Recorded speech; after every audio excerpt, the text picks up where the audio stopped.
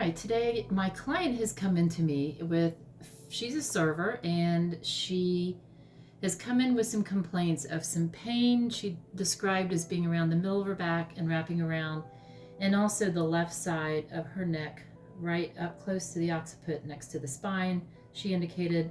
You can really notice the difference here in the angle of the neck, and after I'm finished, we should see this angle more come down a little bit to equal this left side.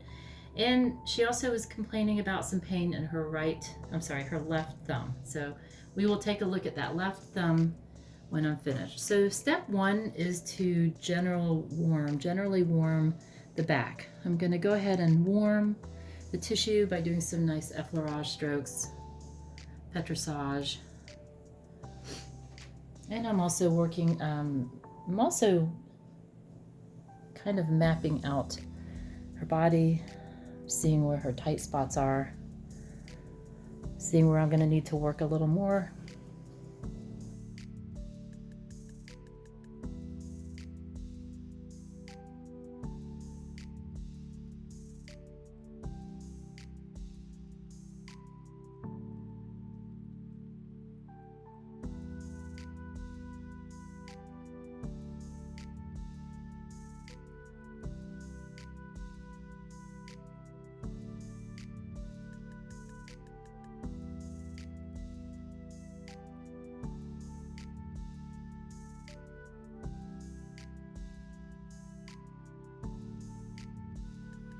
That one of this one. Okay.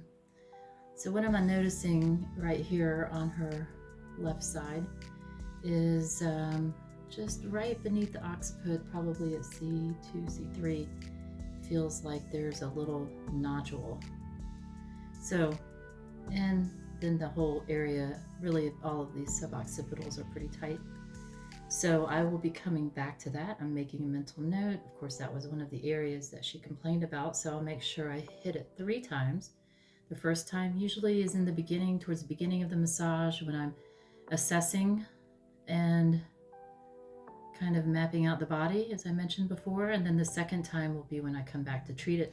And of course, at the end, I will kind of bring her awareness to that spot and ask her how it feels at the end of the massage. So she knows that I have paid attention to the problem areas that she has been complaining about. So we're going to do our best to return that tissue to its normal tone.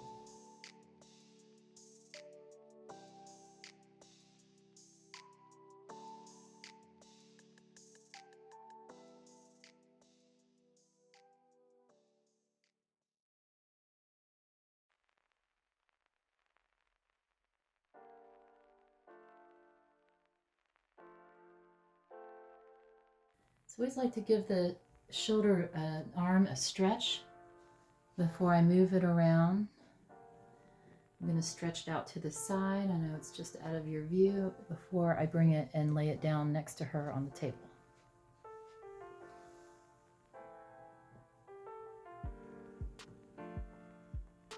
So this would be the preferred way to work on her rhomboids and also her lats, because if you recall, the lats come across here and they go and attach around to the anterior side of her humerus. So when she is serving drinks and bringing, the arm is holding the tray and she's squatting and leaning down, it's the lats that are doing the job.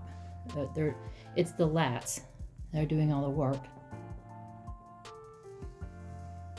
So I want to bring the lat into a shortened position, and as I have shown in other videos, we will be pincing the lats as well as the upper traps.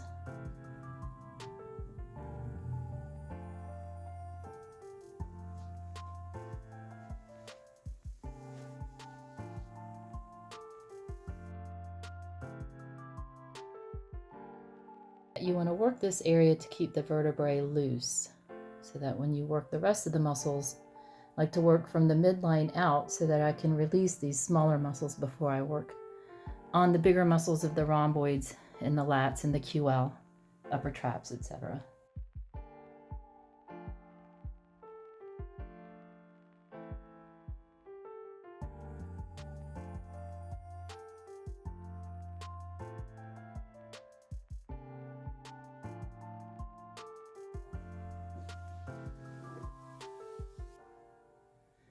like to do some shoulder mobilization. Get that loosened up before I take. I'm going to use my proximal fifth now. Just going to come up and grab that tissue, bring it down towards her waist, and then I'm going to lean into my work and just move very slowly. When you use a lot of pressure, you want to move very slowly.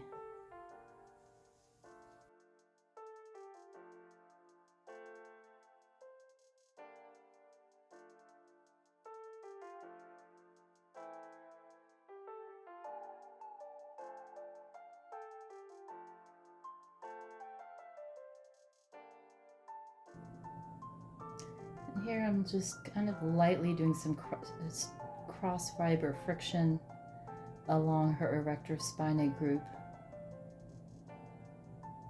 So I'm feeling a quite dense band along here.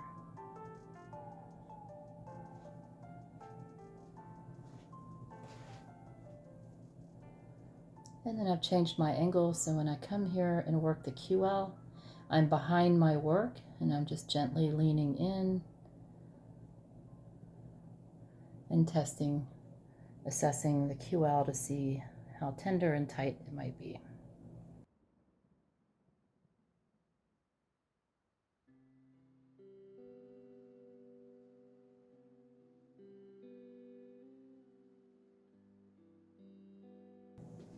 Now pincing the lat, I'm going to come in there with the blade of my finger here and just push right into her ribs, and then I'm going to pick up, and with my other hand, my left hand, I'm going to distract the tissue and push it right into my right hand where I have a hold of that the latissimus dorsi over here.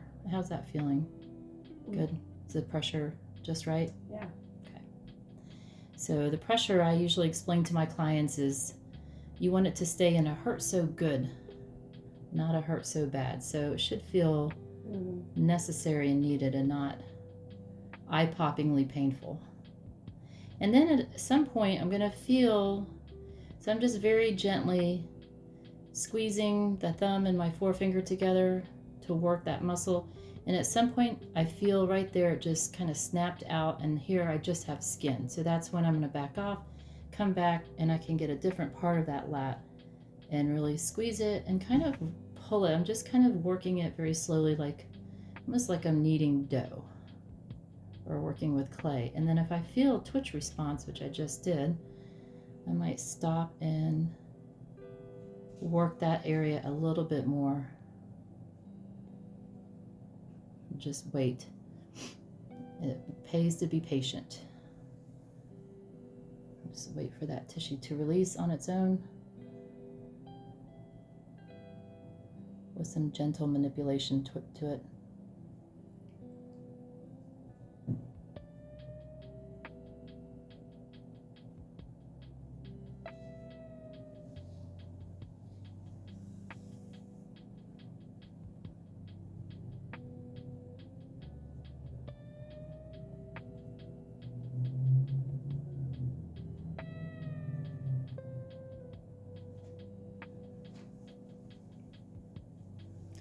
Now this time I'm going to use my proximal fifth, and I'm just going to really work the rhomboids. So I'm gently going from the spine with my pressure. Really the pressure is towards my elbow. I'm angling my arm up a little bit. I can press this arm down and get more broad pressure, or bend the elbow and get more pointed pressure. And just really, I'm going to guide that pointed pressure right along the rhomboids, right up against the medial border of the scapula. And then if I find a spot that feels particularly dense, where I feel like I'm on a good spot here, does that feel tender? Yeah. I'm just going to hang out here for a minute. Just maybe give it some very slow micro movements around that knot. Otherwise, I'm just going to hold it.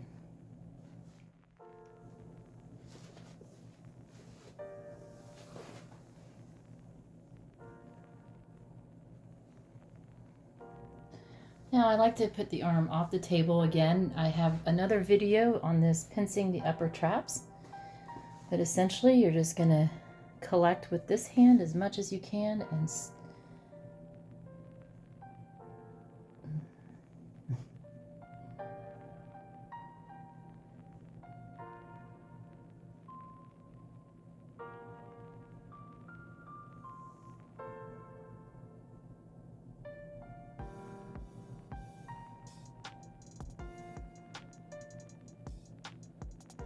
You feel muscles jumping around? Mm-hmm.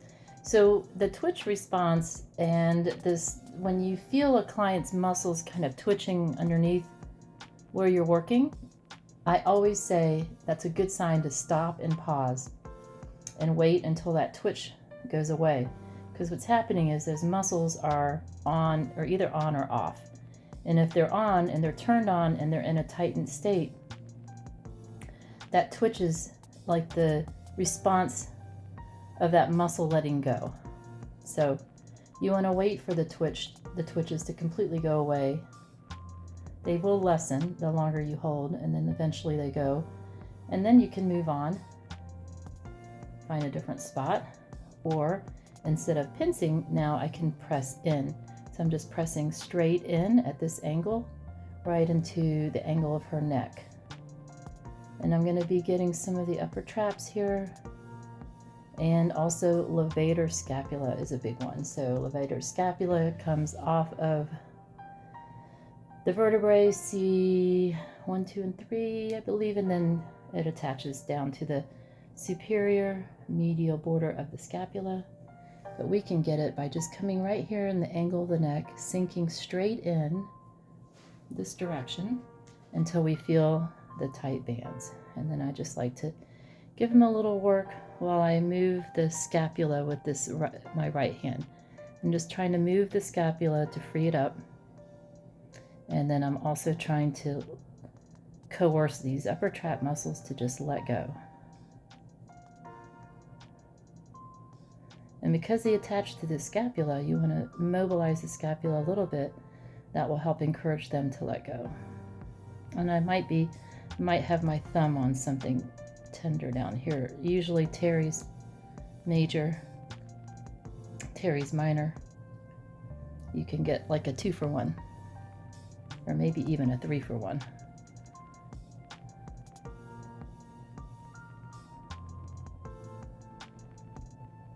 So you can really explore that relationship between the top of the scapula and the bottom of the scapula.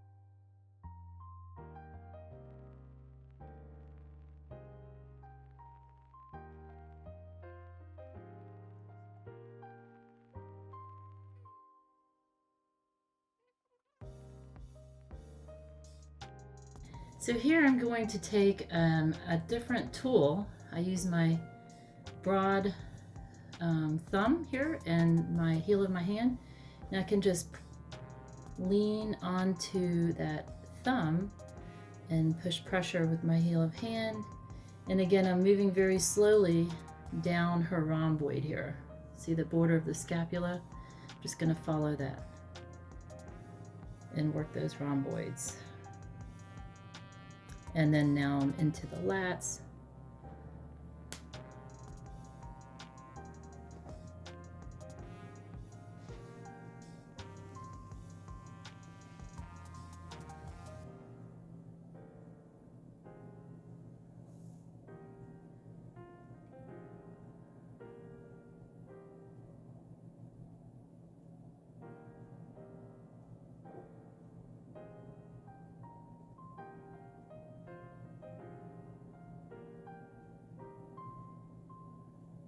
And I'm feeling some stuff right in through here. It's not feeling very smooth. Is that feeling tight to you in here? Mm-hmm.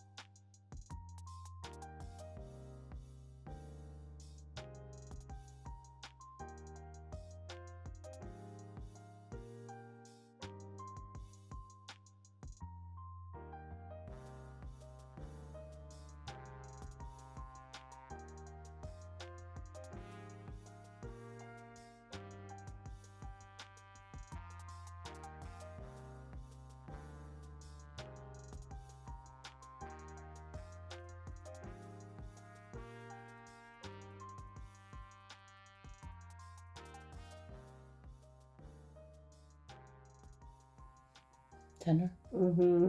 Real tender? It's pretty sore. Pretty That's sore, okay. yeah. I'm breathing. I like to do this technique. I don't know. It's kind of, I think of it as kind of scrubbing.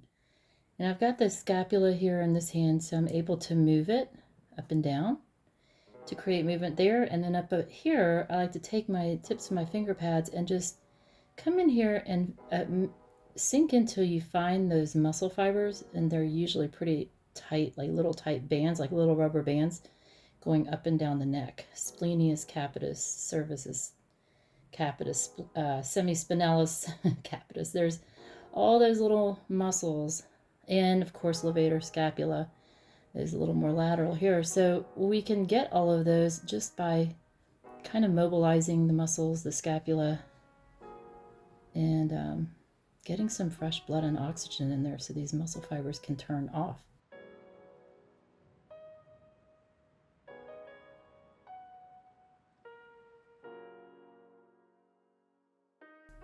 And then lastly, of course, I love this posterior cervical work. You can just really take your fingertips and just walk them right on up on either side of the spine. And then I remember that on this left side, I wanted to come back to this little nodule in here. So now I'm just going to sink straight in with my finger pads. I feel this one on the left, on the right, on her right, on my left, and this one, yeah, I believe is right there. Yeah. So I've got two, they're in slightly different areas, but I've got my fingers on the muscle belly of two different nodules, and I'm just going to hold this with some little micro movements just to encourage the muscles to let go. I can pause, take my pressure off for a moment, don't move my finger pads, and then I can sink back in. And if it's a particularly painful one, that's really nice for your clients to give them a little break, reset the brain, the neuromuscular connection in the brain, and then go at it again. And of course, I can move my fingertips now, moving more into the occipital ridge and really working up underneath that occipital ridge. I find some stuff over here on her left side. Again, the side she was complaining about, I feel some tight bands coming up and attaching right to her occiput. So I'm suspecting this is a semispinalis capitis.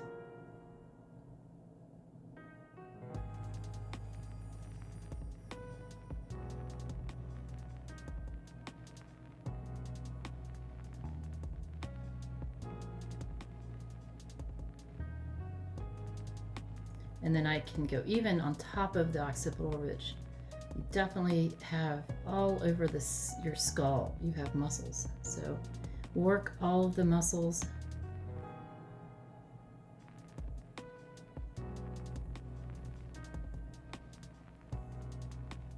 And then you can, of course, move all the way around the head. This just feels really yummy, especially after doing some of that more painful work. I like to make nice after the pain.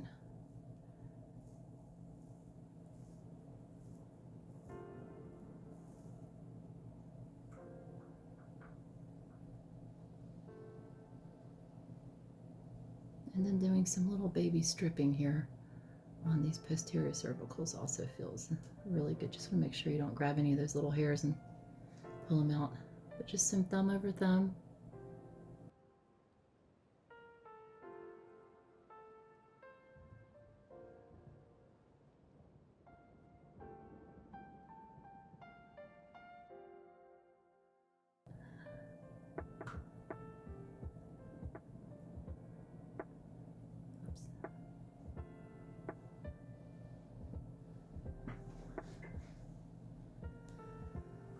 And then afterwards, of course, I like to broaden my strokes back out, do any stretches. And I would like to point out that now, if you look at the angle of the neck, voila, both sides look about the same. So we've definitely loosened this up. We've loosened this up. We've worked the lats. Now I'm going to flip her over to work her arms and her hand.